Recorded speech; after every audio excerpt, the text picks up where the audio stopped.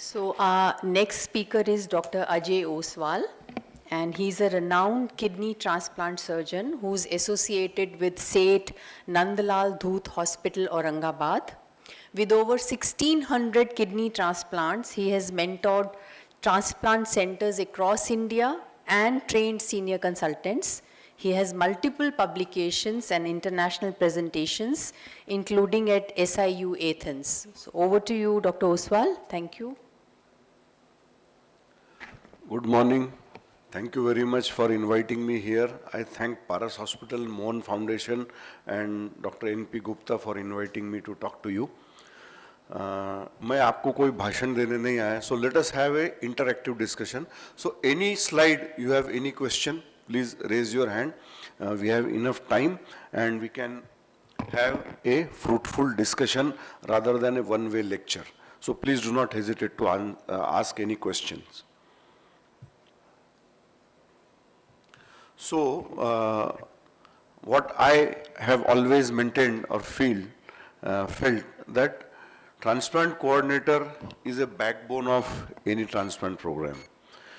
The person after the donor, who is most important after the donor, is transplant coordinator, who runs the show. So, the task given to me is to discuss preparing the donor preoperative counseling. The most important aptitude in a donor is listen, listen, listen, patience, patience, patience. Not only donor, the recipients and the whole family has lot of questions, lot of issues. So, if a coordinator listens patiently, answers all the questions which to the best of his or her ability, our task becomes easier. The next important aptitude I would say should be inculcated in all the transplant coordinators, not only amongst the transplant physicians and surgeons, but in coordinators also. There is a saying in business and investment world, keep the interest of your client or say the donor above your own interest. You should be the donor's advocate in your hospital. Hospital को पैसा चाहिए, doctor को पैसा चाहिए, coordinator को तनख्वाह चाहिए, इसलिए ये ट्रांसप्लांट कर देना है, चाहे वो डोनर का रिस्क कितना भी हो, that should not be inculcated. If there is any discrepancy in any investigation or you feel that there is risk to the donor, howsoever small or minimal it is, it should be informed to the extent that you should be the donor's representative in the transplant hospital. The first and foremost, is the consent voluntary or there is some element of coercion? In living donation, the coercion or pressure from the family can not be ruled out always. What we practice in our center is, in privacy of our cabins, we ask the donor, if you do not wish to donate, if you want to back out, tell us, we'll make you unfit. That is what we have been practicing for last 25 years. Although in our scenario, because of inadequate number of deceased donations, the family members hardly have any choice. There are only two choices, continue on dialysis or the potential recipient who is a near relative of the donor may die waiting for a deceased donor. So that element of coercion needs to be ruled out.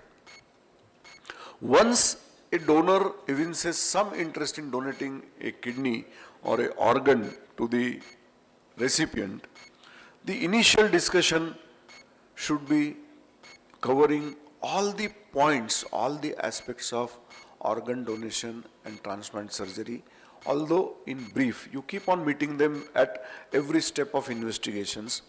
So brief them.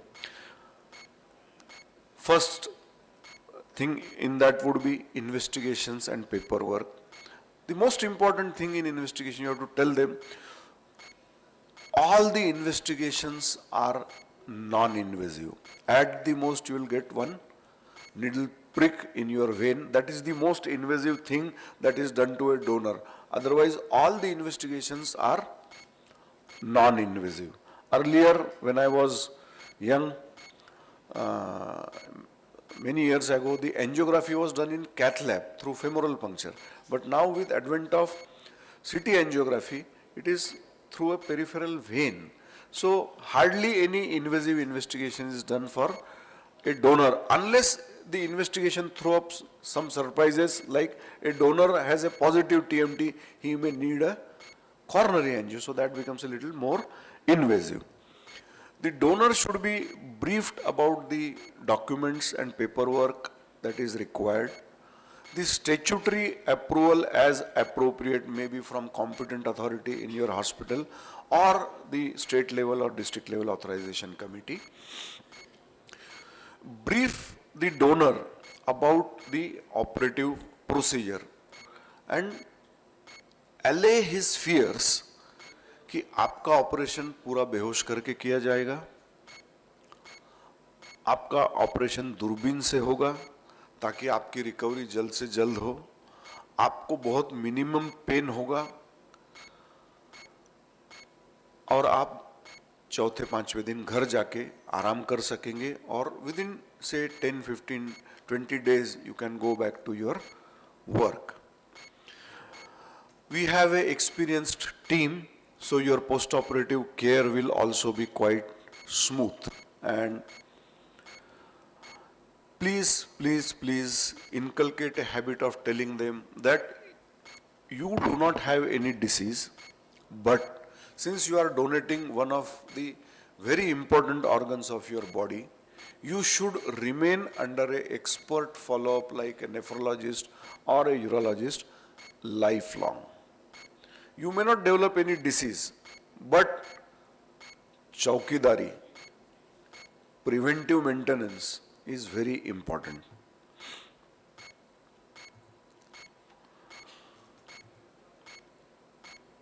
Then explain in detail that your act of kindness is going to benefit the recipient immensely. And apart from emotional benefit, the donor may not derive any other benefit from this act. The recipient is the most important beneficiary. You have only emotional benefit that you are helping your near relative or a close relative or a friend, and financial transactions are not allowed. Then the risk of surgery, long-term medical risk, mortality, morbidity, ESRD, hypertension and other medical conditions after donation, the risk during pregnancy and psychological considerations, all these have to be explained in calm and quiet manner and confidently.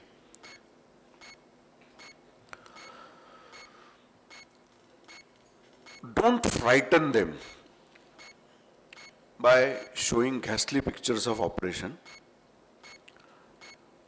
Show them a video of laparoscopic donor nephrectomy. Show them a photograph of small incisions of kidney retrieval donor nephrectomy and convince them that this is an era of minimally invasive surgery. Depending upon your CT angiography finding, the need of the recipient and complexity or challenge in the donor anatomy or physiology, your surgical team will decide whether it is going to be a laparoscopic donor nephrectomy, open donor nephrectomy, or a robotic donor nephrectomy. Whatever we do for you, we will be doing the most appropriate thing, which will be the safest for you. Lap, open or robotic.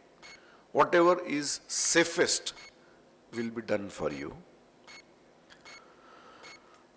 The first and foremost question most of our donor ask, क्या मुझे जान का खतरा है? Can I die in this operation? Well, the simple answer which I tell them honestly is the scientific literature quotes that the likelihood of donor dying during or after donor nephrectomy is 0.03%. So it is like when you travel from Delhi to Chandigarh, there is always a likelihood of vehicular accident or aircraft accident. But because of that risk, we do not stop traveling. So the likelihood of you dying is as less or as high as a aircraft falling out of sky and getting blasted. So that is the likelihood of donor complication and death. Of course, in briefly, you also summarize that there is likelihood of hemorrhage, scars, hernia, blood transfusion, pneumonia, nerve injury, pain, fatigue, post-operative paralytic ileus, and other consequences typical of any surgical procedure, etc. But while you discuss these small complications, be courteous, reassuring, and do not frighten them away. Cover everything. At the same time, do not hide anything, and also inform completely so that they can make an informed choice. And when you discuss these minor complications, always tell them that these do not last forever, because ultimately nothing lasts forever. Those who want to read more about this, there is a reference quoted at the bottom of this slide. You can read that article. The next question, अब तक कोई सवाल है किसी का? We are now moving to the next section of my presentation. So, does anyone have any question? Okay. Survival with one kidney, the chance of CKD in dialysis. When a donor comes to you, the second most important, yes? The second most important question in the donor's mind is, can I survive with one kidney? Can I develop CKD and land up in dialysis and needing transplant? So the answer which we give them is, ईश्वर ने संसार में 5% जनता को एक ही kidney दी है और वो 100 साल तक जिंदा रह सकते हैं, ईश्वर ने यदि और कोई बीमारी या संकट नहीं दिया तो. So they have normal survival. There is very rare chance of donor requiring dialysis. KT in a donor, the possibility is less than or equal to that of general population. So with one kidney, you can survive the number of years God has given you. Of course, if the donor has risk factor like diabetes, hypertension, renal stones, or he develops an unexpected, out of blue, renal disease, then probably he may land up in trouble. Or if he gets other diseases like, say, 15-20 years down the line, he gets coronary artery disease. So that cannot be connected to the act of donation. So what we tell them is, ये donation से आपकी उम्र और सेहत कम नहीं होगी. आम जनता में जिसको जितना डिसीज होने का चांस है उतना ही आपको है, उससे ज्यादा नहीं है. The next question they ask is, क्या मेरे ऑपरेशन के दौरान कॉम्प्लिकेशन हो सकते हैं? Yes, they can occur rarely, but our team is experienced enough to handle every contingency. However, your donated kidney to the recipient may sustain episodes of rejection, infection, or drug toxicity, or recipient may require short-term dialysis, rarely in event of complications. But that doesn't reflect badly on your health, your kidney, or your well-being. Yes, complications can occur in donation also, but our team is experienced enough to handle all the contingency. That reassurance, और some donor may ask कि आपके यहाँ कोई complication हुआ है? Yeah, हुआ है. You can share the complication honestly. We have had donor deaths because of CV or AMIs, and we have shared that information with the potential donors.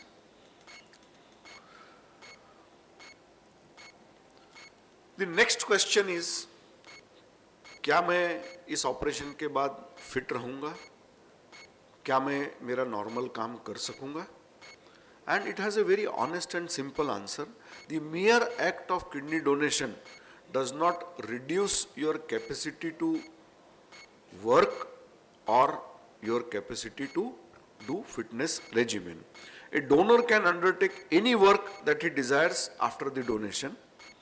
Even, see, most of our patients come from rural background and many of them are farmers, laborers or workers. So you can tell them, आज आप काम क्या करते हैं?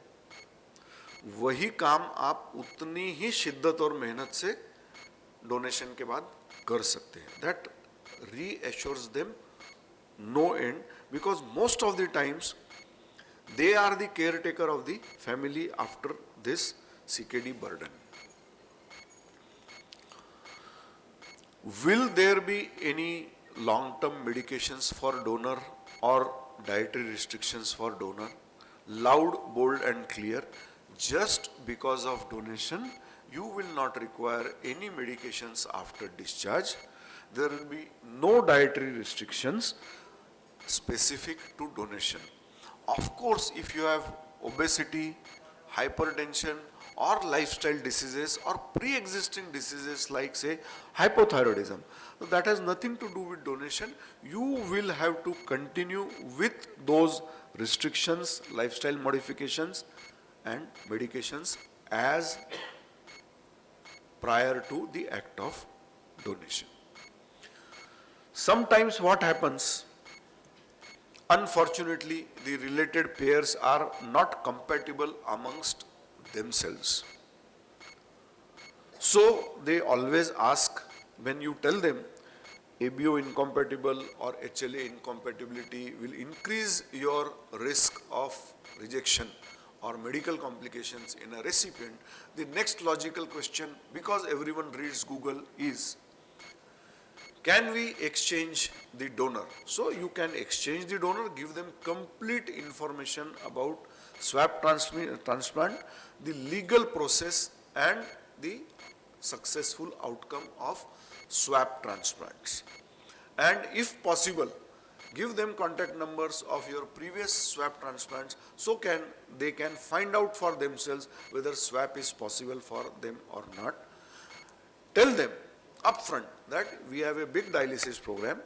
You can go to dialysis units and discuss with potential recipients and donors whether they have a similar problem of incompatibility. Then you can offer to swap the donors, or nowadays there is ISOT swap app, swap programs, which is absolutely legal program. You can enter into that swap program and find a compatible donor for yourself, and it is perfectly legal for you to maintain in your computer a list of incompatible donor and recipient, and if someone inquires, you can offer them that this is the information, you talk to them. So because swap is a perfectly legal operation. India is a stone belt country. Under every urologist there are thousands of stones, and under every stone there are hundreds of urologists. So it is not surprising that many of our donors have urinary stone disease, 0.5 centimeter, 1 centimeter, multiple stones. So there are scientific criteria which stone bearing donor you can accept. You tell them, ideally we should not accept this donor. But nowadays there is scientific literature which says that it is safe to take a kidney from a donor bearing stones. Depending upon the size and complexity of the stone may be cleared preoperatively in a donor or intraoperatively in ice bowl, or if it is tiny and likely to pass out spontaneously, we may leave that stone, because many a times we see specks of calcification on CT scan and they are not real stones. So depending on the situation, you may touch the stone, may not touch the stone, and you may or may not accept the donor. But if you accept the donor, inform him that you need complete metabolic evaluation to calculate the risk of recurrent stones or stones damaging your kidneys. Be honest and transparent about it, that you are not an ideal donor, you need complete evaluation, and there is certain risk. Say you donate a kidney and your remaining kidney forms a new stone. It may or may not require surgery, but definitely you can land up in trouble like acute renal failure or chronic renal failure, which is extremely rare, but beware and then decide. Quite a lot of our donors are females, and increasingly we are seeing younger and younger female donors donating an organ to their husbands, brothers or children. The next logical question is, if their family is not complete and they desire to have more children, so can I get pregnant? So certainly, if that is what you plan, pregnancy is allowed, that this act of donation doesn't debar you from becoming pregnant or producing child again or having normal healthy sexual relationships. That is absolutely fine and allowed. But there is a rare probability of pregnancy induced hypertension in females who have donated a kidney, although the chance is extremely rare. So beware and inform your caretaker during pregnancy that you have donated a kidney. There is no increased risk of infertility.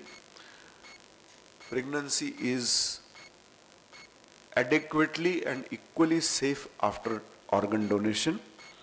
You can absolutely fulfill all your family responsibilities.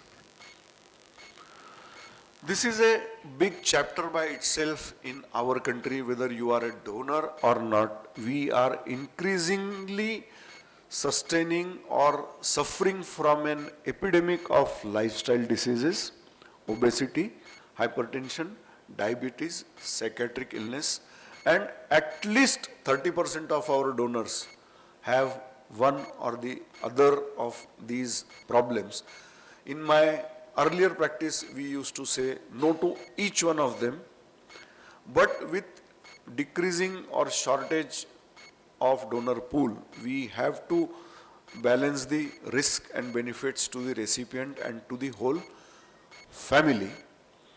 So, a donor prior to donation, if he has these lifestyle diseases, he has to be counseled that you have to take care of these diseases lifelong, because diabetes, hypertension, obesity are risk factor for developing chronic kidney disease. Obese donors should be encouraged to lose weight, and at our center, we do not accept a donor who has body mass index, more than 32. And if they insist, we tell them go to a weight loss, weight reduction, weight management program and come back again after 6 months. We don't mind losing them to our competitors, because we want to be very upfront, honest and transparent about donor safety. There are a lot of psychiatric issues.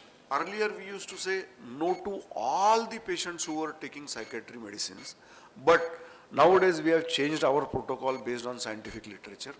We refer them to 3 different psychiatrists, maybe in 3 different hospitals, and request them to assess this donor independently. And if they say that this donor can make an informed choice, he is mentally fit enough, compos mentis, to make an informed decision whether to donate an organ to his near relative or not, if he is found fit on that front, we accept those donors. Next important question in the donor or recipient or family's mind is, can we meet other donor or recipients? You have a complete list of your previous donors and recipient in your desktop or mobile.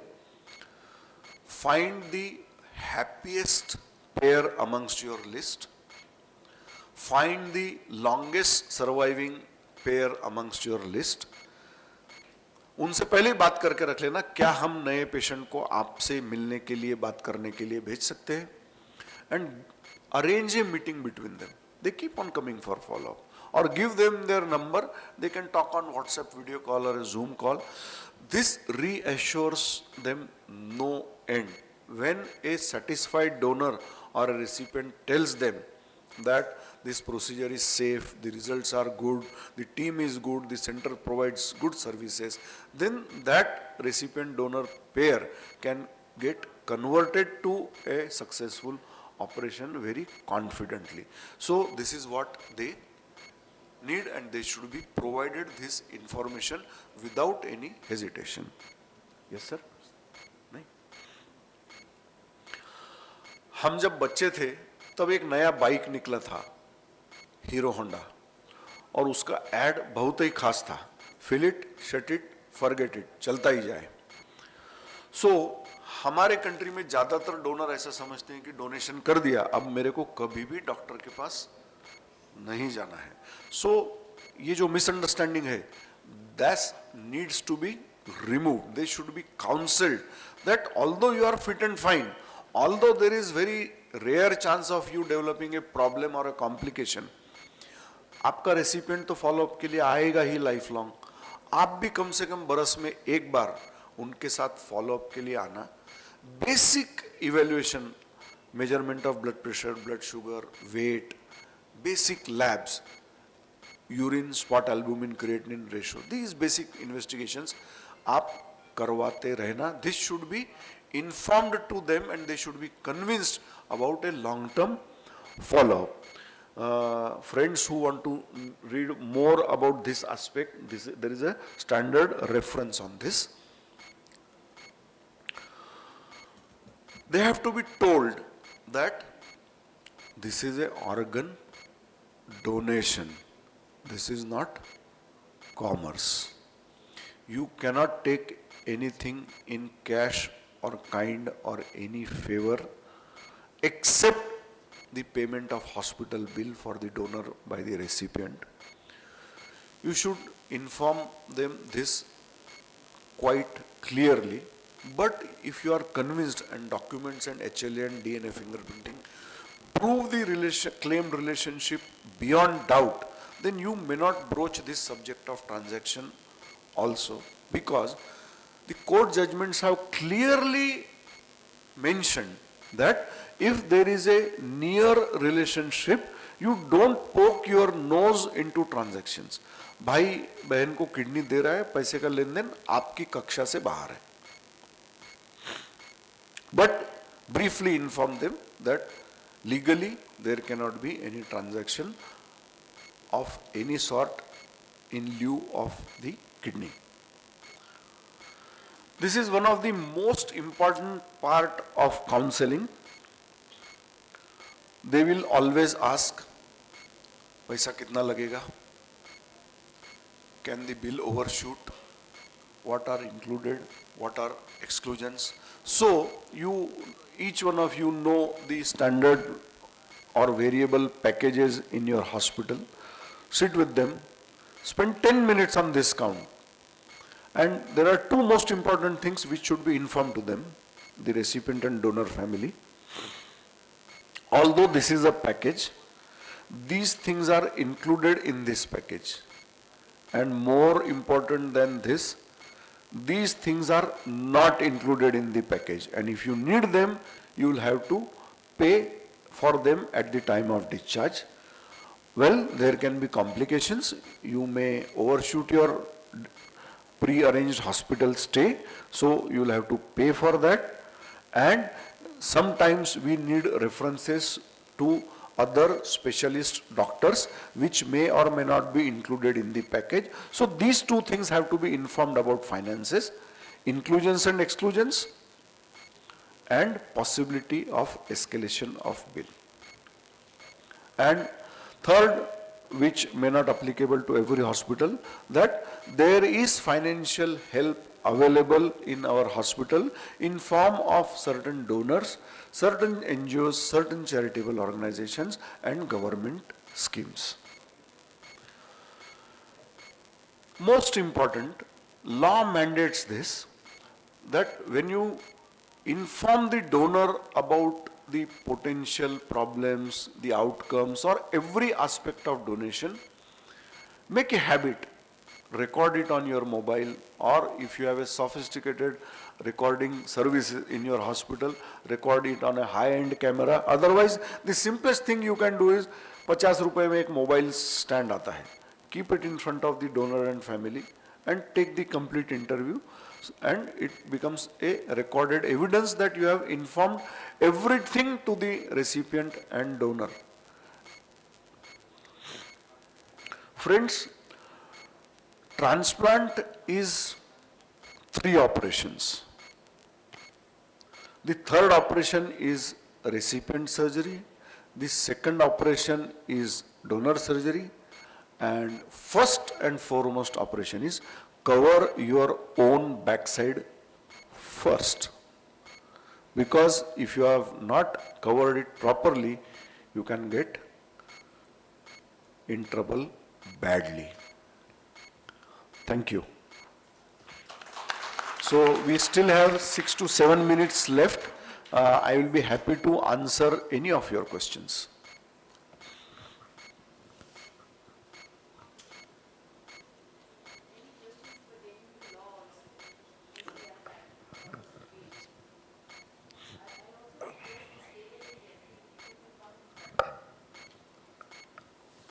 Sir, as a coordinator, we should know all those answers of the recipient and donor.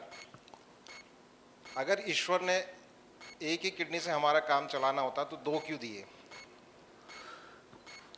क्योंकि ईश्वर ने provision करके रखा है कि आपके यदि किसी बीमारी से एक किडनी खराब हो जाए तो एक किडनी पे आप जिंदा रह सके. Yes, sir. This और God is a great engineer. He has given us tremendous reserve. So this is one form of reserve. उसके साथ सर दूसरा क्वेश्चन यही हो जाता है कि फिर हमें भी यही प्रॉब्लम हो सकती है. So that I have answered. Right. That 5% of the world's population has single kidney given by God. They survive nearly or the whole duration given to them by God. So by donating one kidney, your longevity doesn't suffer. Thanks, sir. Sir, I have a question. The moment a donor and recipient comes, how important is the role of interrogation in establishing the claim relationship? Extremely important.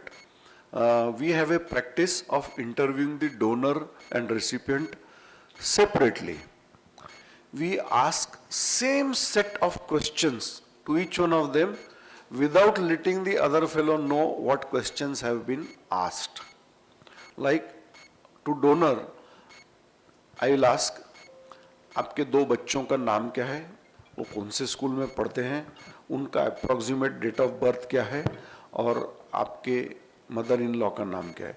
And the same question is asked to the recipient and one more family member. And if these answers do not match, then you start suspecting fraud. And if there is slightest suspicion of fraud, send them for DNA fingerprinting or send them for police verification of address, identity and relationship. At least in Maharashtra, there is a government resolution which says that you take police verification of all the donors and recipients. So this is very important that you do transplants only if the claimed relationship is confirmed. Because if that is not confirmed, the law enforcement authorities, instead of catching them, the first and foremost culprit thought to be is doctors, coordinators, hospitals. Yes. Good afternoon sir, मेरा question ये था कि बहुत सारे patients के साथ donor होते हैं जिनका जैसे कि GFR बॉर्डर लाइन होता है या फिर डायबिटिक होते हैं या फिर हाइपरटेंशन होते हैं, बट कार्डियोलॉजिस्ट क्लियरेंस दे देते हैं या फिर एंडोक्रिनिस्ट क्लियरेंस दे देते हैं, तो उनको कितना ज़्यादा रिस्क हो सकता है डोनर्स को, और उनके पास कोई और ऑप्शन नहीं है, रिसिपिएंट का खाली सिंगल डोनर है. So ideally, you tell them that there is some risk of you developing chronic kidney disease because of diabetes, hypertension, or your GFR is already low. So you are likely to land up in trouble. Ideally, you should not donate. So option नहीं है तो आप risk ले लो. But don't tell them that there is no risk. अरे कुछ नहीं होता. Don't show them carpet of roses.